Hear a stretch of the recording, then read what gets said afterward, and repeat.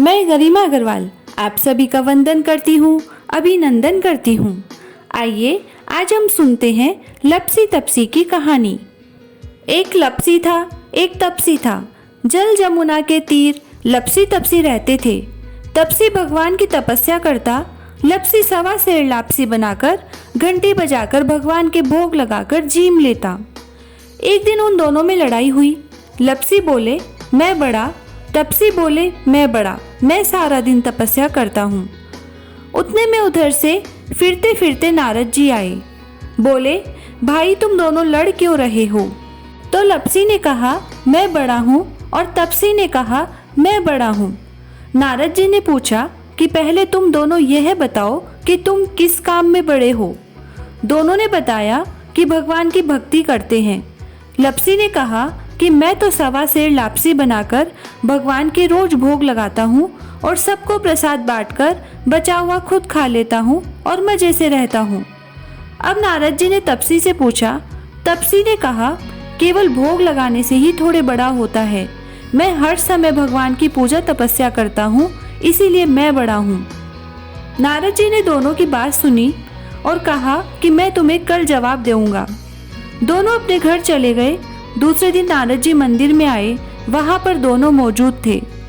नारद जी ने देखा कि लपसी लापसी बनाकर लाया है और भगवान के भोग लगा रहा है और तपसी मंदिर में तपस्या कर रहा है। उनके आने के बाद नारद जी आए और चुपके से 1.25 करोड़ की अंगूठी नीचे डाल दी। ये दोनों ने देखी और दोनों नजरअंदाज कर गए। लपसी तो भोग लगाकर प्रसाद बांटने चला गया और साथ में नारद जी भी बाहर आ गए। अब तपसी की नज़र उस अंगूठी पर थी। उसने उसे जल्दी से पाँव के नीचे दबा लिया। तपसी को पता नहीं था कि ये अंगूठी नारद जी ने डाली है। अब थोड़ी देर में नारद जी आए और उन्होंने लपसी से कहा कि कौन बड़ा है। तो लपसी ने कहा कि मैं बड़ा हूँ और तपसी से पूछा तो उसने कहा कि मैं बड़ा हूँ। नारद जी बोले तपसी तुम्हारे घुटने के नीचे क्या है? तपसी ने घुटना उठाया तो 1.25 करोड़ की मुंदड़ी निकली। नारद जी बोले कि इतना भजन भाव करके भी तुम्हारे मन से चोरी नहीं गई। तुम्हारी तपस्या में भंग पड़ा है। तुम्हारी तपस्या का फल बेकार हो जाएगा। तुमको कलंक लगा है। इस कारण से तुम्हारे से तो लपसी बड़ा है। तब तपसी बोला महाराज मेरी तपस्या का फल मुझे कैसे मिलेगा? कुछ तो उपाय बताओ। तब नारद जी बोले कि कार्तिक के मास में स्त्रियां कार्तिक नहाएंगी, वे अपना पुण्य तुम्हें देंगी, तब यह पाप उतरेगा। वह बोला कि वे मुझे अपना फल कैसे देंगी?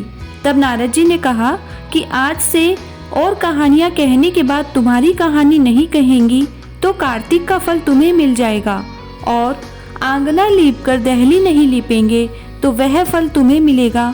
धोती देकर गमछा नहीं देंगे तो वह फल तुम्हें मिलेगा। साड़ी देकर ब्लाउज नहीं देंगे तो वह फल तुम्हें मिलेगा। कांचली देकर कसनी नहीं देंगे तो वह फल तुम्हें मिलेगा। बेस देकर पगालाग्नि नहीं देंगे तो वह फल तुम्हें मिलेगा। दाहिनी और नाड़ा बांधेंगे तो वह फल तुम्हें मिलेगा। जूता देकर तेल नहीं देंगे तो वह फल तुम्हें मिलेगा। चौका देकर गवली नहीं देंगे तो वह फल तुम्हें मिलेगा। गोबरी थाप कर बाटिया नहीं थापेंगे तो वह फल तुम्हें मिलेगा। पग पर पग रखकर धोएंगे तो वह फल तुम्हें मिलेगा। रोटी थाप कर बाटिया नहीं थापेंगे तो वह फल तुम्हें मिलेगा। सीधा देकर दक्षिणा नहीं देंगे तो वह फल तुम्हें मिलेगा। ब्राह्मण जिमाकर दक्षिणा नहीं देंगे तो वह फल तुम्हें मिलेगा। ननद जिमाकर नांदी नहीं जिमाएंगे तो वह फल तुम्हें मिलेगा। एकादशी का व्रत करके 12 को ब्राह्मण नहीं जिमाएंगे तो वह फल तुम्हें मिलेगा। दिया से दिया लगाएंगे तो वह फल तुम्हें मिलेगा। या फिर सबकी कहानी कहकर तेरी कहानी नहीं कहेंगे तो तुझे उनकी भक्ति का आधा फल मिल जाएगा। इतना कहकर नारद जी चले गए। तब से और कहानियाँ कहने के बाद लपसी तपसी की कहानी कहने का रिवाज हो गया। लोग सब कहानी कहने के बाद लपसी तपसी की कहानी कहते हैं, तभी कहानी कहने का फल मिलता है। कार्तिक में सभी कहानियाँ कहने के बाद यह कहानी जरूर सुननी चाहिए तथा नारद जी ने जो और सीख दी है वह भी पालनी चाहिए। खोटी की खरी, अधूरी की पूरी। नारद जी जैसे तपस्वी की तपस्या भंग करी वैसे किसी की मत करना, कहता ने सुनता ने हुकारा भरता ने अपना सारा परिवार की रक्षा करना। जय श्री राधे। यदि आप हमारे द्वारा दी गई जानकारियों, कथाओं और कहानियों को पसंद कर रहे हैं तो हमसे जुड़ें और हमसे जुड़ने के लिए हमारे चैनल द मैजिकल जिंदगी को लाइक करें, सब्सक्राइब करें और शेयर करें तथा कमेंट बॉक्स में कमेंट करके हमें ज़रूर बताएं। धन्यवाद।